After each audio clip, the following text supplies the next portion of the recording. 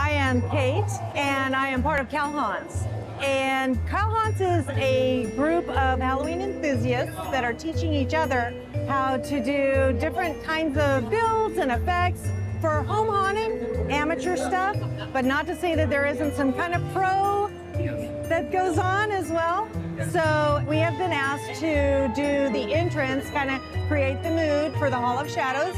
And this year we have a trick-or-treat neighborhood. Each of the houses was created by a different team. We each got to pick what we wanted to do theme-wise, as long as it was a house and it was part of a neighborhood that was celebrating Halloween. The teams were from all over Southern California, opposed to in the years past where we've all joined for one vision. Now you're seeing a lot of people be able to display their individual talents. When it came together, we all looked around and said, yep, this was great.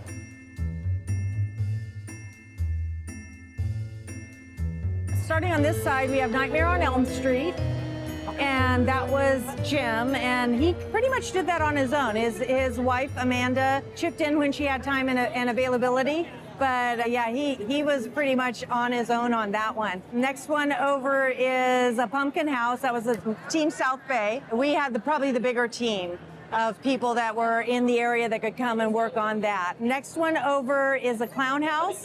Javier has a clown town that he's done every year, and he got cancer 2 years ago, but he really wanted to do this. So he moved forward, he worked on it, and unfortunately passed away just in the last month. And so his wife, Marissa, as a tribute and an honor to Javier, said, yes, I want to go forward. So CalHauntS rallied and said, we will make this happen for Javier.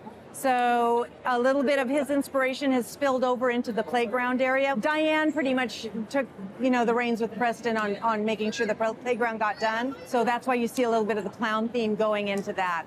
Next one over is the haunted type shack, and that was Tim and Greg. They also are doing Bone Sculch. Diane and Preston did the house that's next to it. It was part of their Halloween haunt last year, and so Jamie converted it to the trick-or-treat. Christy from Ojai, she did the build and reached out actually to Trick-or-Treat Studios and got them, it was a shot in the dark, and she was so pleased that they were willing to allow her to borrow the gremlins to flesh out. Yeah, amazing. Her son helped her with the video projection, and so they did the whole entertainment. It's really great. It's really the detail. And we decided we needed a house on the street that was, the one that got egged and toilet papered and the pumpkin smashed, that needed to happen. Next one over is Hell House. And that was Mike, and he's out in Norco. So he took responsibility for making that one a little bit scary, creepy. And then the last one over here is Scooby-Doo. Scooby-Doo actually and The Purge. So Jim and Kayla are the ones that are the concept, and they followed through with all the details. This was a concept before COVID. We started building the houses and then everything got shut down.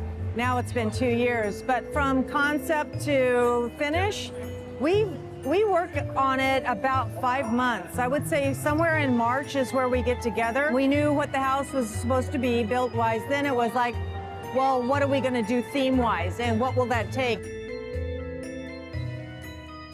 I didn't realize that I was a haunter until I came to the first Midsummer screen and I saw what CalHauntS was doing. And I looked at it and I went, I want to do this, but how? And so one of the members said, you come to a meeting, we'll teach you how. And I was like, sign me up, I'm coming. And they have been 100% so supportive, because we were losing trick-or-treaters in our neighborhood. And I thought, if I make something in my front yard that the adults want to come see, they'll bring the kids with them. And I'm happy to say that last year, we've had several hundred come, which was really nice. The neighbors enjoy it. I have very good support from my neighbors. They enjoy seeing not only the display, but especially during COVID, it brought the neighborhood together to be able to celebrate being a neighborhood. It's appreciated.